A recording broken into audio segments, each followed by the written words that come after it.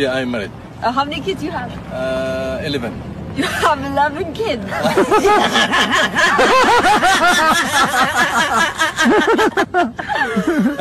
I am every time working, no stopping.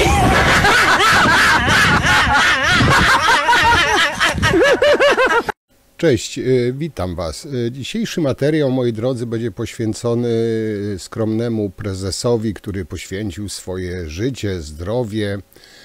Jak sam stwierdził, żył 6 lat w piekle zwanym Orlen. Obajtek nie robił oczywiście tego dla siebie, tylko dla kraju. Są tacy, co chcieli mu pomniki stawiać. Człowiek złoto, kolejne super odkrycie Kaczyńskiego. Majątek Obajtka jest bardzo skromny. Obajtek szacowany, majątek Obajtka jest na jakieś 35 milionów złotych tylko w samych nieruchomościach. Stan posiadania tego skromnego człowieka to jest 30 hektarów ziemi, 2 hotele, 1 pałac, 1 apartament, 6 domów, 2 mieszkania, 8 domków letniskowych. To, co uciułał przez te 6 lat katorgi w Orlenie, tego nie podano. I oczywiście teraz, gdy ta zła lewiza, ten straszny Tusk doszedł do władzy, chcą zniszczyć tego skromnego człowieka, który poświęcił swoje życie, zdrowie przez 6 lat, cierpiąc katusze na fotelu prezesa Orlenu. I wymyślili sobie, że ów prezes miał jakieś dziwne konszachty, niemalże z samym diabłem, czyli Hezbollahem, przepraszam. To może chodzić o paliwo z krajów takich jak Iran.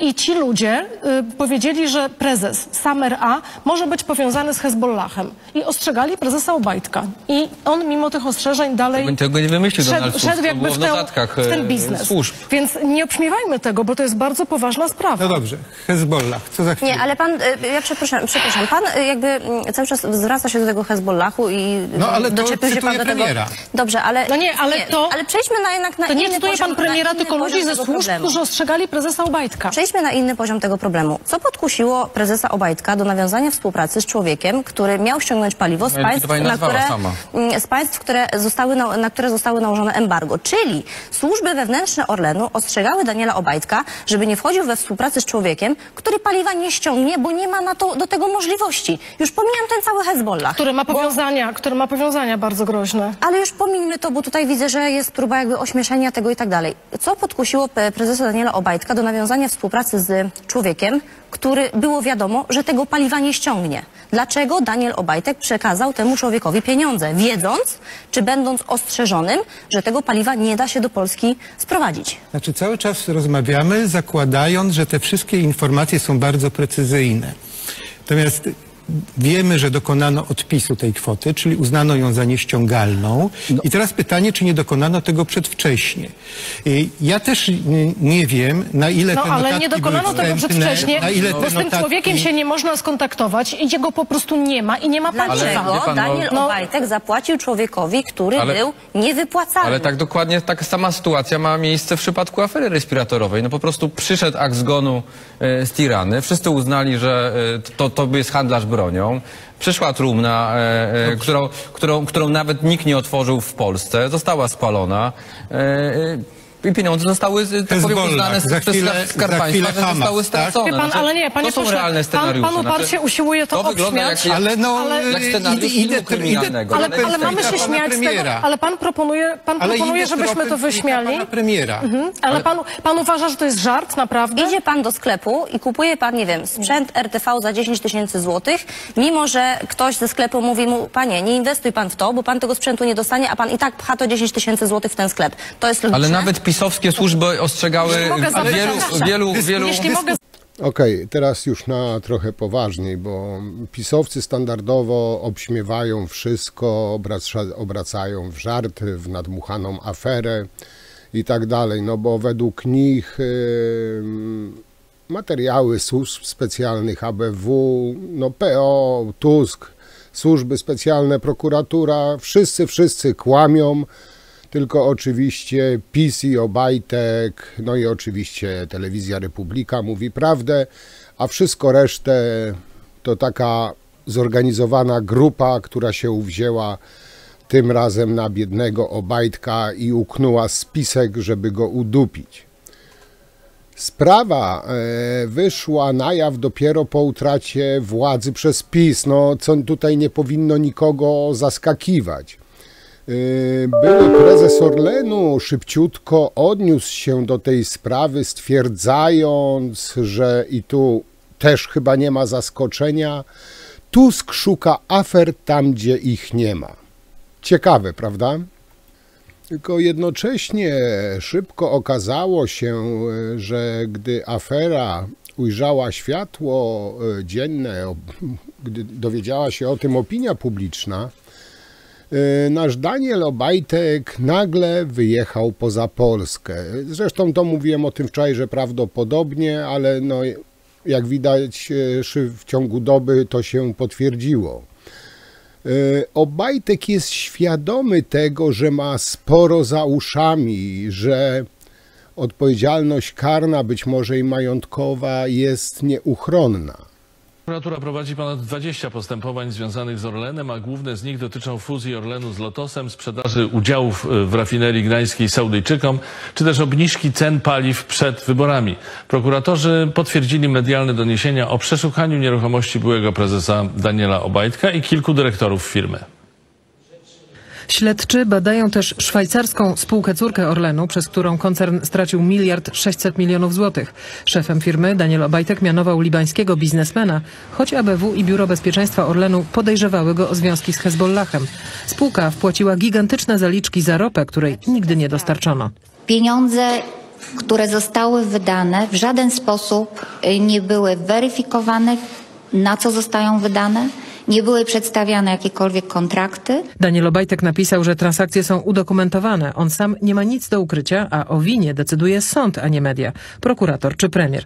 O nieprawidłowościach w Orlenie szef rządu rozmawiał z ministrem koordynatorem służb specjalnych Tomaszem Siemoniakiem i prokuratorem generalnym Adamem Bodnarem. Rozliczalność polityków to jest też fundament Zachodu i chcę Państwa zapewnić, że ja nie widziałbym sensu w sprawowaniu władzy ani w wygrywaniu wyborów, gdybyśmy nie rozliczyli zła do samego końca. Nawet jeśli nie tak szybko, jakbyście wszyscy chcieli. Śledczy analizują dokumenty, które przekazał Orlen.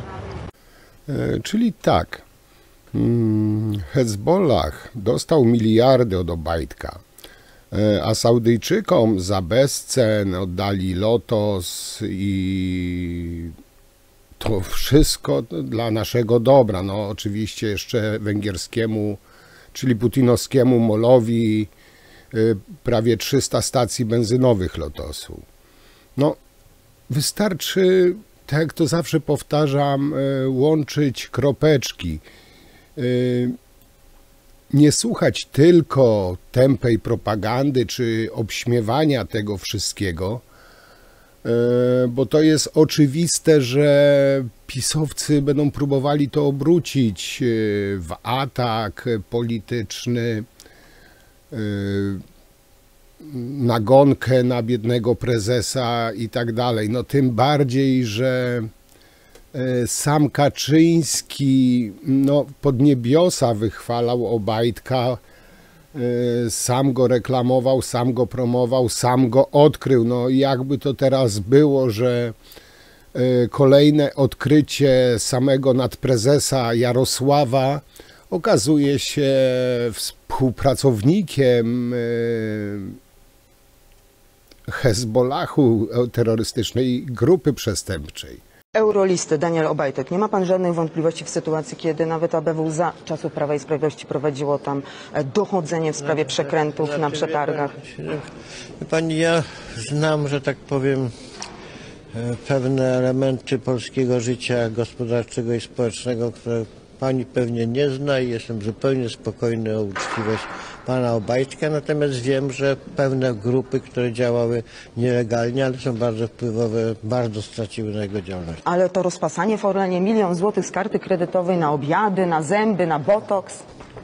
Żadnych botoksów nie było, wie pani. Jak nie było? Są rachunki. Szanowna pani, no wyście tyle nakłamali, że to po prostu przechodzi podobieństwo. Dziękuję pani. Już wam w którymś z materiałów wspominałem o tym, że jeden z dyrektorów, prezesów, dyrektorów Orlenu zwiał do Turcji. Tam mówiłem wam, że jak ileś tam set tysięcy, jak się kupi dom, to dostaje się obywatelstwo, a Turcja swoich obywateli nie wydaje. Inaczej rzecz ujmując, cała śmietanka, czyli całe to kierownictwo, przyjaciele Obajtka już są poza granicami kraju. Bo byłych szefów Orlenu w Polsce już nie ma. Jeden jest w Turcji, drugi na Węgrzech, trzeci szuka nieruchomości w Albanii i Dubaju.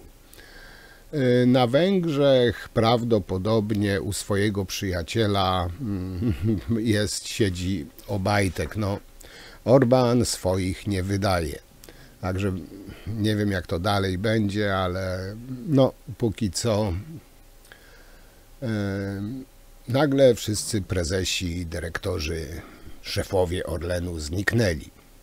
No ale powiem wam, mówcie co chcecie, ale żeby typa powiązanego z Hezbollahem zrobić prezesem Orlenowej spółki, to rzeczywiście trzeba być pupilem Kaczyńskiego. No, krok po kroku wychodzą na jaw fakty, które pokazują, jak bardzo zdeprawowana i niebezpieczna banda rządziła Polską. Moi drodzy, $250 miliarda dla 25-letniego Chińczyka z Dubaju na wenezuelską ropę za pośrednictwem szwajcarskiej grupy kierowniczej, kierowanej przez człowieka powiązanymi z Hezbollahem i nielegalnym handlem irańską ropą. Być może to brzmi jak scenariusz klasy B, ale to jest pisowski Orlen Obajtka. No powiem wam, im głębiej się drąży, no, tym większe gówno wypływa. A co najciekawsze, i to nie jest wymysł Tuska, czy tam Bodnara, czy kogoś, ale to jest w notatkach w aktach ABW. Wewnętrzne służby bezpieczeństwa ostrzegały Obajtka przed współpracą z pochodzącym z Libanu Samerem A. No, wewnętrzne służby Orlenu, polskie służby ostrzegały. Obajtek to wszystko ominął, miał to wszystko w dupie, on robił deal. I powiem wam, się tak zastanawiam, ile na tym dealu on zarobił, bo nie wierzę, że robił to z czystego serca, tak sobie. Hezbollah to libańska organizacja terrorystyczna. Finansowana także przez Iran, wielokrotnie przeprowadzała ataki na Izrael. Z rąk terrorystów zginęło wiele niewinnych osób. O kontakty z tą organizacją podejrzewany jest dziś Samer A., jak słyszymy, człowiek byłego prezesa Orlenu, Daniela Obajtka. To jest bardzo poważna sprawa, jedna z większych afer w III RP. Jedna z najgrubszych afer w ostatnich 30 latach. Pochodzący z Libanu Samer A. stał na czele OTS, szwajcarskiej spółki Orlenu. Nim trafił na fotel prezesa, wewnętrzne służby bezpieczeństwa koncernu, ale także ABW ostrzegały Daniela Obajtka przed tą współpracą. Rząd, premier, właściwi ministrowie wiedzieli o tej sprawie i po prostu nie reagowali. Szwajcarska spółka, czyli tak naprawdę Orlen, straciła ponad 1,5 miliarda złotych. W lutym Samer A. został zatrzymany przez CBŚP. Poprosiłem dziś o odwiedziny panów prokuratora generalnego i koordynatora służb w sprawie kluczowej dla bezpieczeństwa państwa, miliardowej straty i możliwych powiązań z Hezbollahem, byłego szefa Orlenu. Polacy muszą poznać prawdę. Nie ma na co czekać. Premierze Donald Tusk, szuka pan afer tam, gdzie ich nie ma. W państwie koalicji 13 grudnia nic nie jest przypadkowe. Najpierw Onet.pl publikuje wrzutkę z fragmentów materiałów ściśle tajnych, a potem straszy pan prokuratorem i służbami. Your Excellencja, thank you. Prokuratura Danielem Obajtkiem, człowiekiem, który w czasach PiS zrobił oszałamiającą karierę i zarobił gigantyczne pieniądze, jak i samym Orlenem zajmuje się już od kilku miesięcy. Co chwila na światło dzienne wychodzą kolejne afery. Człowiek Obajtka, Samer A., nie tylko jest podejrzewany o kontakty z Hezbollahem, ale także o nielegalny obrót ropą z Iranu. Tu pytań pojawia się więcej, także tych, gdzie trafiały pieniądze Orlenu. Na jakie konta trafiły te pieniądze? Ile osób zarobiło na tego typu przekręcie? Ta zorganizowana grupa polityczna zachowywała się jak ośmiornica. Swoimi mackami sięgała wszędzie tam, gdzie można było wyciągnąć jakiekolwiek pieniądze. Politycy PiS tradycyjnie problemu nie widzą i bagatelizują sprawę. Nie ufam informacjom Onetu, ufam informacjom polskich mediów. Pewnie był błąd z zaangażowaniem tego człowieka, natomiast z punktu widzenia odpowiedzialności Daniela Obajtka, pośrednio co najwyżej, bo myślę, że takiej decyzji podejmował tysiące. Nie mają pojęcia. Choć ta była dla koncernu kluczowa, bo przypomnijmy, chodzi o stanowisko prezesa szwajcarskiej spółki Orlenu. OTS powołana została do tego, by robić szybkie transakcje na rynku ropy. Orlen wpłacił zaliczkę na jej zakup, ale dostawy nigdy nie zostały zrealizowane. Specjaliści od brudnych interesów. Coś, co jest ogromnym sukcesem polskiej gospodarki, jest przedmiotem wręcz fanatycznego, czasami oszalałego ataku. Tak mawiał prezes, ale czy przy stracie 1,5 miliarda złotych można mówić o jakimkolwiek sukcesie? Według naszych informacji premier ma dziś prosić ministra sprawiedliwości o szybsze i konkretne działania w sprawie Daniela Obajtka, który 9 czerwca ma wystartować z list PiS do Europarlamentu. To jest po prostu człowiek pomyłka i nigdy nie powinien takich funkcji sprawować. Takie osoby, na których ciążą tego rodzaju dziś podejrzenia, powinny przede wszystkim w Polsce te sprawy wyjaśnić w odpowiednim trybie. Brukselski immunitet w razie wyboru i objęcia mandatu byłemu prezesowi Orlenu. Bezpieczeństwo potrzebuje inwestycji. Nie pomoże. Daniel Haliński, 19:30. No ale żeby nie było, że to jest tylko polska sprawa, bo wymyślona standardowy tekst przez Tuska i tą koalicję. O tym rozpisują się media na całym świecie. Jest to afera głośna nie tylko w Polsce. I tak jak wspomniałem, funkcjonariusze Agencji Bezpieczeństwa Wewnętrznego przeszukali domy Obajtka. Cała Polska tak naprawdę żyje skandalem wokół prezesa Obajtka, kolejnego odkrycia Kaczyńskiego.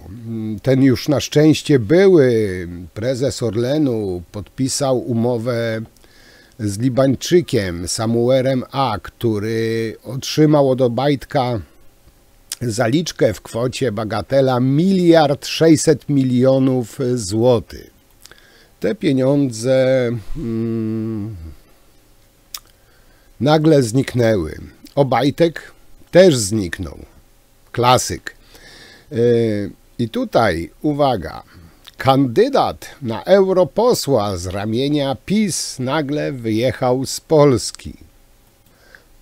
Media podały, że pomimo faktu, że służby bezpieczeństwa ostrzegały Obajtka, ten zdecydował się podpisać kontrakt z Libańczykiem, tym całym Samuelem A., który podejrzewany jest o kontakty z terrorystyczną organizacją Hezbollah i nielegalny obrót ropą z Iranu. Obajtek postawił na kontrowersyjną postać z Libii, w efekcie czego stracono bagatela 1,6 miliarda złotych. No, mówię bagatela, mówię drobiazg, bo w sumie to, co PiS rozpieprzył, to na waciki, można powiedzieć. Saudyjczycy mają technologię, mają ropę, więc wspólny biznes może się udać. Tam nie była tylko umowa w zakresie zakupu rafinerii, tam była też kwestia dostaw ropy i tam była kwestia wspólnego rozwijania przemysłu petrochemicznego. Powiem panu coś więcej. Tam w swoim czasie też, nie wiem czy pamiętacie, było tak, że Obajtek mimo embarga, jak Rosja napadła na Ukrainę, dalej od Putina ściągał, kupował ropę. No, o tym już też ludzie zapomnieli, ale tam przez Czechy jakąś tam okrężną drogą też ściągał ropę od Putina mimo embarga, mimo zakazu, ale to, że to łamią prawo, byli bezkarni, no tutaj nie ma co się dziwić przy takiej obsadzie. I tak jak wspomniałem, i to chyba trzeba tutaj podkreślać, należy podkreślać, że nie tylko Agencja Bezpieczeństwa Wewnętrznego ostrzegała Obajtka przed zatrudnianiem libańskiego biznesmena na stanowisku prezesa w szwajcarskiej spółki. No ale tak powiedziałem, Obajtek miał te ostrzeżenia głęboko gdzieś. 1,6 miliarda, będę to podkreślał, bo to brzmi naprawdę niewyobrażalnie. 1,6 miliarda wyprowadzono z tej szwajcarskiej filii Orlenu tytułem zaliczki na zakup ropy. Nie ma kasy, nie ma ropy, Obajtka też już nie ma. Daniela Obajtka nie ma już w kraju, czyli jest w pełnej świadomości tego, że ma sporo za uszami, że ta odpowiedzialność karna, a być może majątkowa, jest po prostu nieuchronna. Jest poza Polską? Jest poza Polską. Skąd pan ma takie informacje? To są informacje, które posiadam i którymi się z państwem dzielę. A gdzie jest? Panie rektorze, pan pozwoli, że te informacje przekażę odpowiednim służbom, natomiast mogę pana zapewnić, że na pewno nie jest w Polsce. A dawno temu wyjechał? Jakiś czas temu. Bo docierały takie sygnały, że inni członkowie zarządu Orlenu od pewnego czasu, tego zarządu poprzedniego, mogą być poza Polską. Pan twierdzi, że Daniel Obajtek jest na pewno poza Polską. Mam 100% pewność, że Daniel Obajtek jest poza Polską. Tak samo poza Polską jest jego zastępca w Orlenie, więc to są panowie prawdopodobnie, którzy mają pełną świadomość tego, co robili, tych przekrętów, tych szwindli i chcę bardzo wyraźnie powiedzieć, jako również osoba kandydująca do Parlamentu Europejskiego, zrobimy wszystko, żeby ten immunitet, jeżeli Obajtek tylko zostanie wybrany podczas tej kampanii bez jego obecności, jeżeli będzie wybrany na posła do Parlamentu Europejskiego, ten immunitet zostanie natychmiast uchylony po to, żeby był do dyspozycji w tych wszystkich 6 postępowaniach prokuratorskich, które się w tej chwili toczą. Ale czy pan dokładnie wie, w którym kraju jest Daniel Obajtek? Ja wiem, przekazałem te informacje premierowi. Jeszcze parę słów o tej filii Orlenu, którą założył Obajtek notabene, bo ona w 2022 roku tam, gdzie wyprano te pieniądze, znaczy wyprowadzono, bo tu jak się okazuje, że ta szwajcarska filia Orlenu z siedzibą w tajemniczym kantonie Zug, no nazwijmy to, zgubiła 1,6 milionów złotych. To, co się wydarzyło, to nie wiem, materiał na film klasy B lub po prostu thriller finansowy. Ta szwajcarska filia Orlenu istniejąca od 2022 roku Orlen Trading Schweizerland OTS. No, inaczej prosto mówiąc, prostym językiem, wtopiła 1,6 miliarda na zamówieniach na ropę i jej pochodne. Transakcje, które nie doszły do skutku, bo nie ma ropy, no, ale ktoś za nie zapłacił. No, kto zapłacił? My, podatnicy. No i tak, moi drodzy, rozpoczął się audyt, aby dojść do tego, jak to się mogło stać, że tak ogromna suma pieniędzy po prostu zniknęła, wyparowała jak kamfora. Ta cała filia w Szwajcarii, filia może chyba wydmuszka, nawet nie wiem, okazała się być zbyt ufna lub zbyt nieostrożna, bo transakcje nie były zabezpieczone, co tylko zwiększyło rozmiar tych całych strat. Dodatkowo trwa dochodzenie, by sprawdzić, czy OTS nie próbowała obejść międzynarodowych sankcji. I tutaj się nasuwa pytanie, czy być może jesteśmy świadkami finansowej sztuczki na międzynarodową skalę. Oczywiście Obajtek wypiera się wszystkiego. Jak powiedział, on już nie jest prezesem i to sprawa nowego zarządu Orlenu. No ale żeby było ciekawiej, Obajtek się wypiera, to norma, pisowcy bronią, to norma. Mało tego, jest jeszcze przecież przychylna pisowska nowa, stara szczujnia Telewizja Republika. U nich też stabilnie i bez zmian. Obracają tą aferę, bo to nie jest aferka, afereczka, aferunia, jak to zwykł mówić prezes siewca łupieżu, zbawiciel Jarosław, tylko to jest afera na skalę międzynarodową być może. Ale oczywiście, no tak powiedziałem, w Telewizji Republika stabilnie, wszystko bez zmian. Zły Tusk, bo to jest, wiecie co, ja wam powiem, no według Telewizji Republika to, że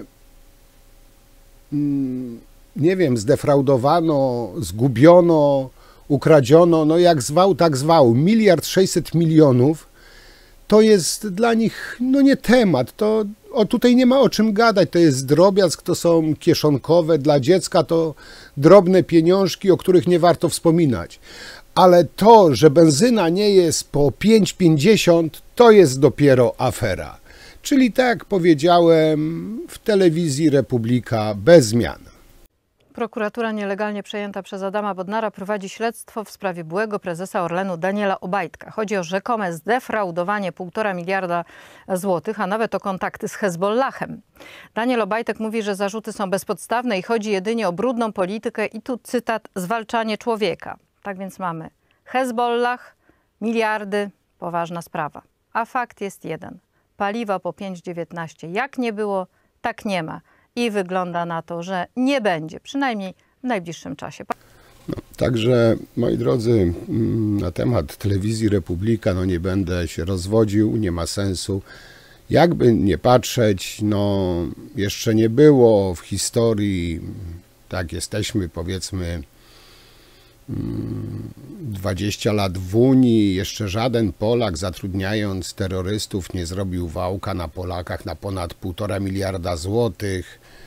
No a przedstawiciele Hezbollahu no, nie będą, po raz pierwszy będą mieli swojego przedstawiciela w parlamencie Unii Europejskiej. Oczywiście jeśli nasz wspaniały Daniel Obajtek dalej będzie jedynką na listach PiS-u i będzie kandydował na europosła z ramienia PiS.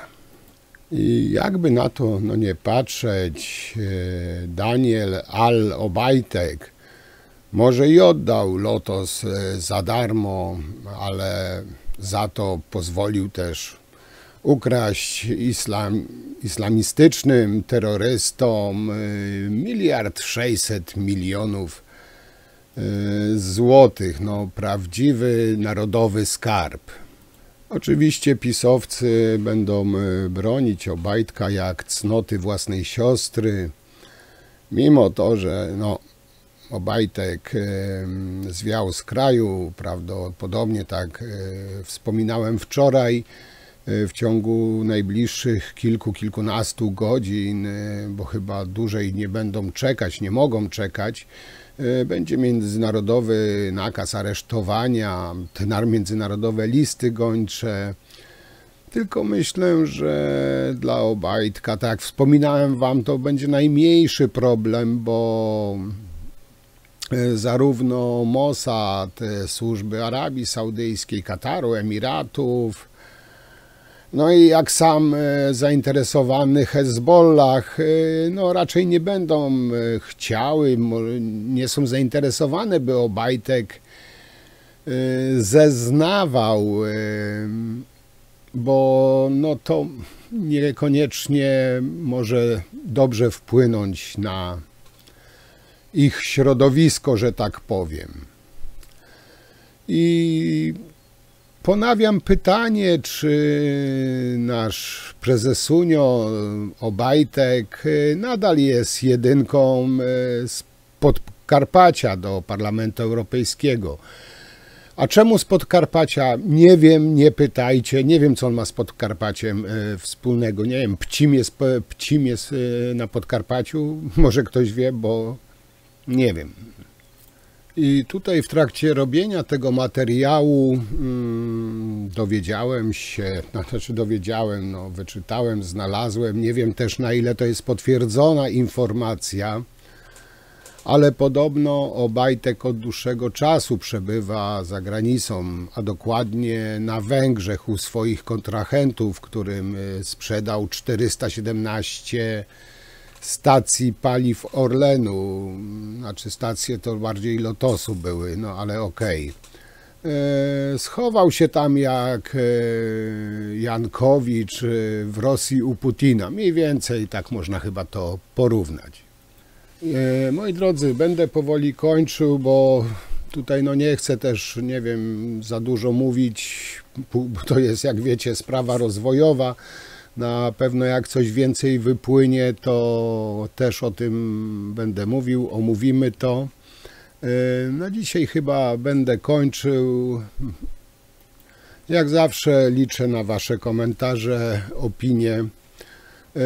I skoro już tematyka jest Obajtka, to w Sucharze Dnia zaczęliśmy od Obajtka i zakończymy na Obajtku, ale to już będzie z nagrań, których no, Obajtek się w swoim czasie oburzył, że został podsłuchiwany.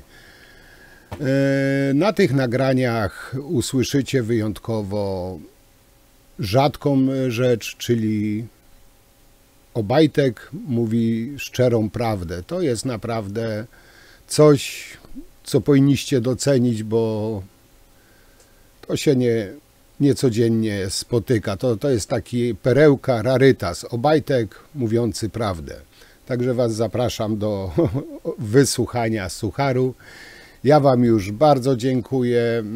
Mam też już w przygotowaniu kolejny, jak mi się wydaje, mocny materiał, ale to wy ocenicie. To prawdopodobnie jutro, bo jutro wolne. Dzisiaj miałem mniej roboty, dlatego też zrobiłem filmik, bo szybciej wróciłem do domu. Jutro na pewno zrobię, bo jest wolne. Także tutaj śmiało mogę powiedzieć do zobaczenia, do jutra, cześć.